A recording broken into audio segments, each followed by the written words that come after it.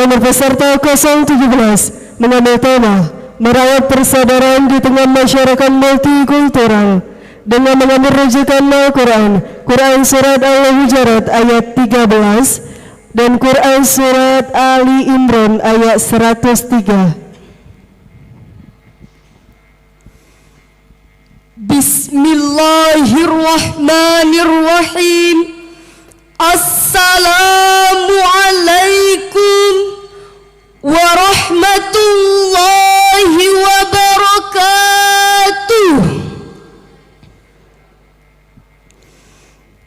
Alhamdulillahilladzi arsala rasulahu basyiran wa nadhira وداعيا إلى الله بإذنه وسراجا منيرا صلى الله عليه وعلى آله وصحبه ومن بلغ رسالته وسلم تسليما كثيرا أما بعد.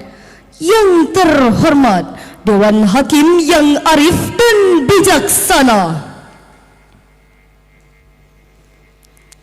dan teman-teman pemuda harapan bangsa yang kami banggakan, masyarakat Indonesia yang plural dengan ragam budaya, suku, etnis dan agama serta ideologi merupakan kekayaan tersendiri.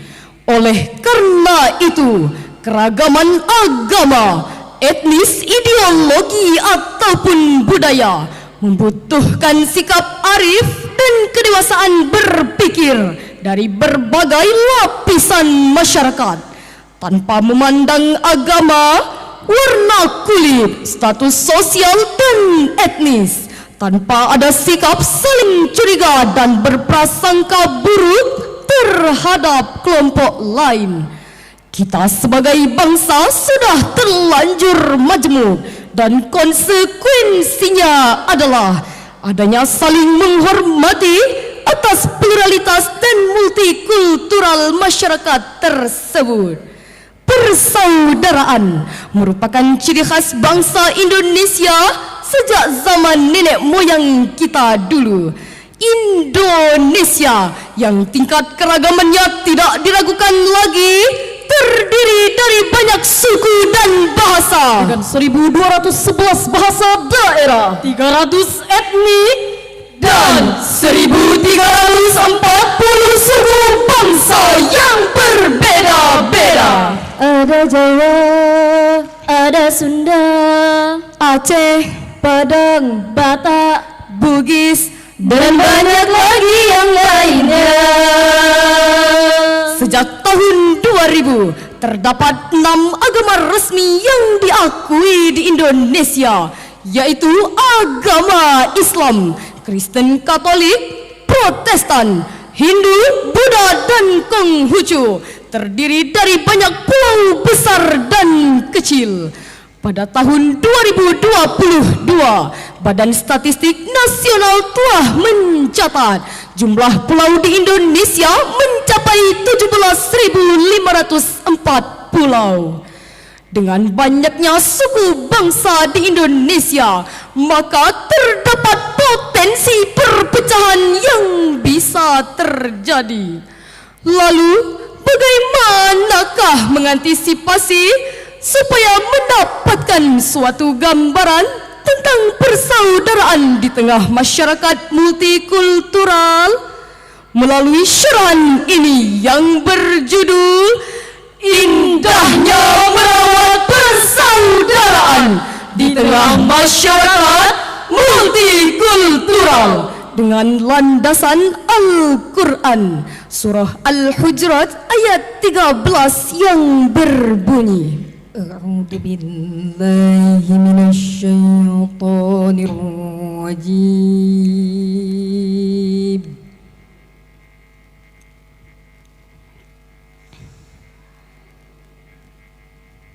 Bismillahirrahmanirrahim.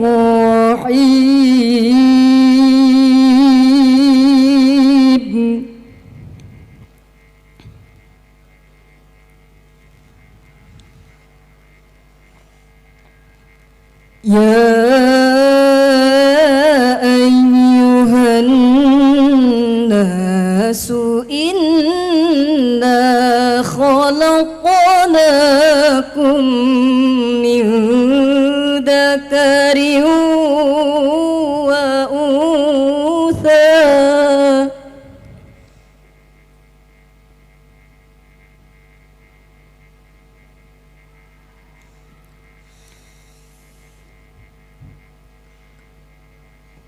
وَجَعَلْنَاكُمْ شُعُوبًا وَقَبَائِلَ لِتَعَارَفُوا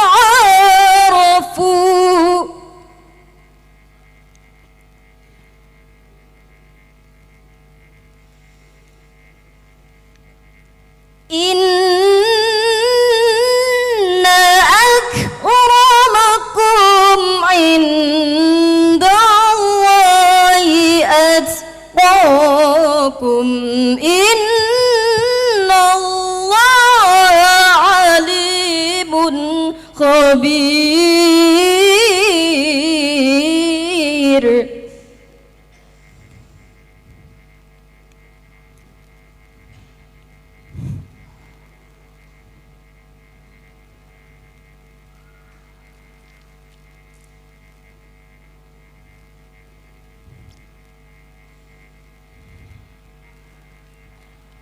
Aku berlindung kepada Allah dari godaan setan yang terkutuk dengan nama Allah yang Maha Pengasih, Maha Penyayang. Wahai manusia, sesungguhnya kami telah menciptakan kamu dari seorang laki-laki dan seorang perempuan, dan menjadikan kamu berbangsa-bangsa dan bersuku-suku agar kamu saling kenal mengenal. Sesungguhnya orang yang paling mulia di sisi Allah ialah orang yang paling takwa di antara kamu. Sesungguhnya Allah Maha mengetahui, Maha mengenal. Hadirin, dalam kajian ilmu balaghah, firman Allah tadi merupakan kalam khabari dengan esensi sebuah informasi ilahi bahwa Allah secara fitrah sudah menciptakan manusia dengan beraneka ragam. Hal tersebut sejalan dan sejalin dengan pemahaman kontekstualisasi ayat sebagaimana yang disampaikan oleh Syekh Az-Zuhri yang bersumber dari Ibnu Munzir, Ibnu Abi Haki dan Baihaqi yang dinukil dalam kitab Ad-Dalail bahwa secara tekstual ayat tersebut diturunkan sebagai teguran kepada Bani Bayyadah ketika Rasulullah memerintahkan kepada Bani Bayyadah untuk meminta maaf kepada mereka, yakni dengan menikahkan putri-putri mereka kepada budak-budak mereka yang bernama Abihin. Lalu dengan sinis mereka berkata, "Pantaskah putri-putri kami yang cantik dan dengan budak-budak kami. Pada saat itulah Allah menurunkan ayat ini, bahwa diciptakan manusia berbeda suku dan bangsa, terdiri dari laki-laki dan perempuan dengan tujuan lita'arafu ay khalaqnakum kadzalika liya'rifa ba'dukum ba'da. Demikianlah penafsiran Syekh Khalid Abdurrahman Al-Aq dalam Safwatul Bayan Lima'anil Quran halaman 516, dan juga dijelaskan dalam tafsir Jalalain halaman 687. Meskipun ayat ini secara tekstual ditujukan kepada Bani Bayyadah, namun secara kontekstual merupakan landasan etis sosiologis untuk merajut kebersamaan umat beragama di tengah-tengah keragaman multikultural, termasuk dalam konteks indahnya merawat persaudaraan di tengah masyarakat multikultural. Ma'asyiral hadirin rahimakumullah, oleh sebab itu pemerintah adalah saudara bagi rakyat, penguasa adalah saudara bagi masyarakat yang diurusnya. Karena itu, dalam rangka merawat persaudaraan dan keutuhan NKRI di tengah-tengah keragaman yang sangat tinggi, kami mengajak kepada saudara-saudara untuk menjauhi sikap diskriminasi yang tidak terpuji. Dengan cara kita harus saling membuka diri, saling menjalin komunikasi, saling bersinergi dan saling melengkapi, agar tidak ada dusta di antara kita. Betul, realita berbicara.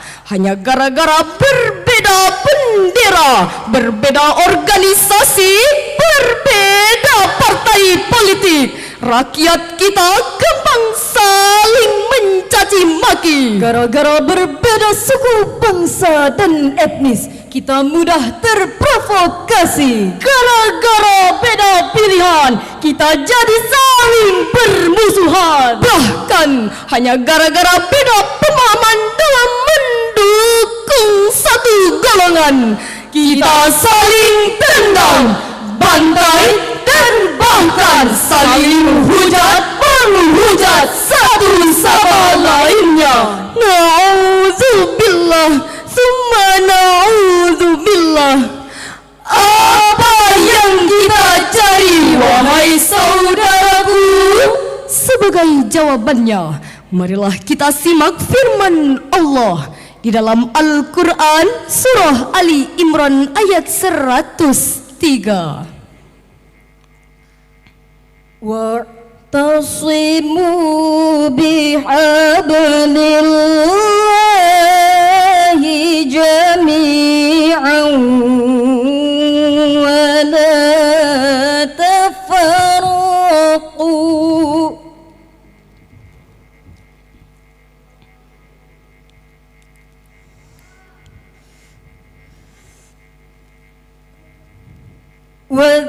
واذكروا نعمة الله عليكم إذ كنتم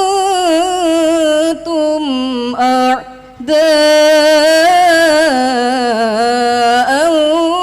فألف بين قلوبكم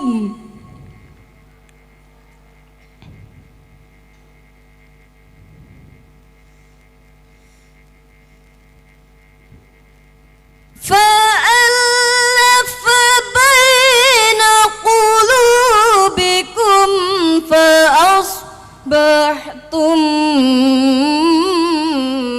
بنعمته إخوانا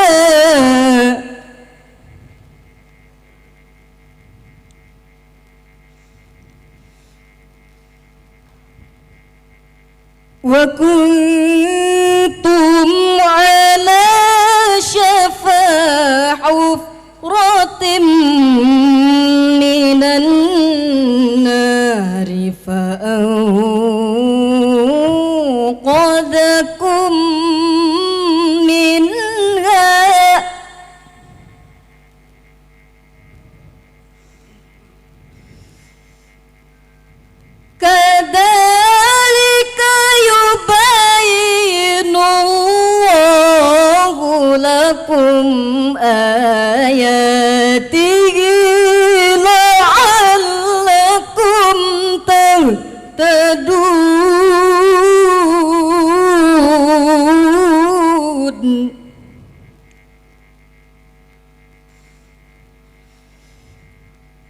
Kadzalika yubayyinullahu lakum ayatihi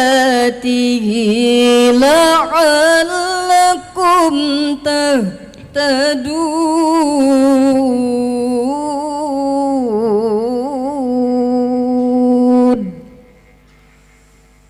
Sadaqallahul azim.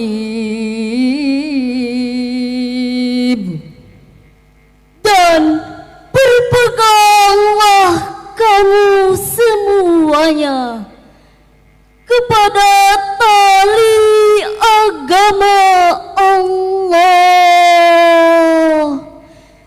dan janganlah kamu bercerai-berai, dan ingatlah akan nikmat Allah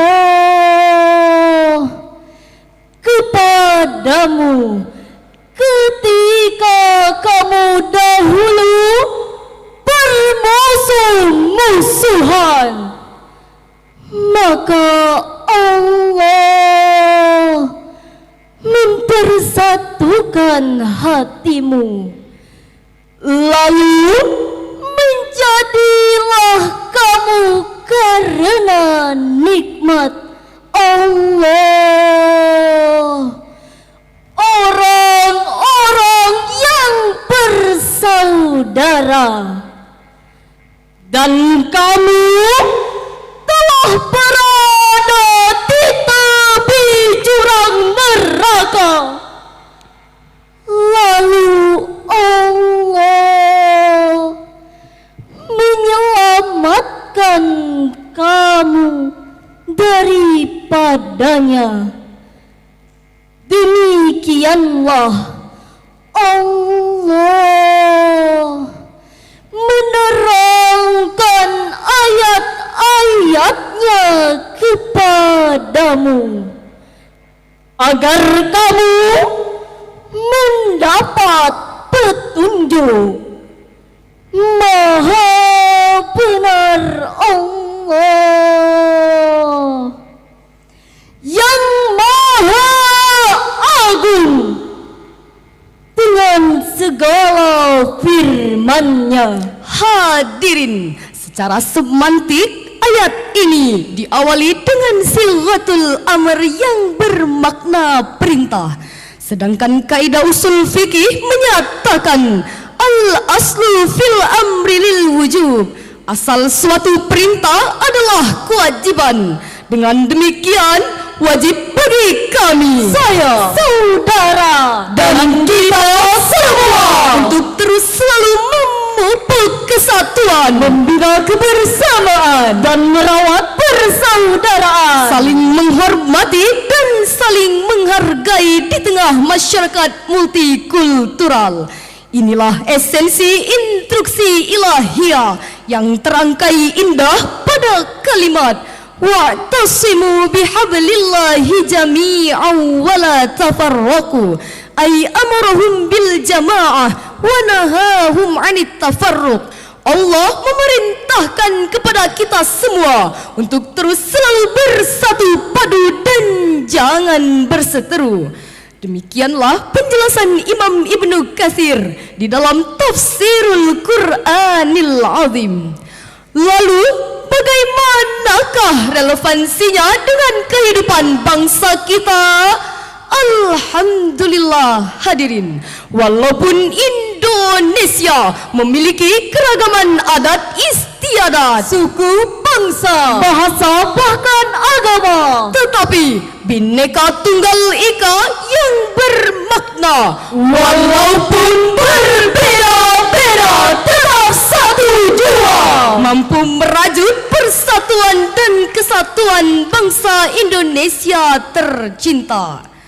Hadirin, dari uraian tadi dapat kita simpulkan bahwa perbedaan dan keragaman merupakan fitrah sekaligus rahmat dari Allah bagi negara kita. Atas keragaman itu kita nikmati, kita syukuri, dan kita jalani dengan sedikit membuka membuka diri, saling menjalin komunikasi dan silaturahmi. Itulah salah satu bukti kita merawat persaudaraan di tengah masyarakat multikultural sepenuh hati. Semoga Allah tetap memberkahi. Amin ya Rabbal Alamin. Dari sekian banyak pemuda, hanya dia yang selalu dinanti. beragam budaya, beragam bangsa, jadi kebanggaan seluruh negeri. Akhirul kalam, wassalamualaikum warahmatullahi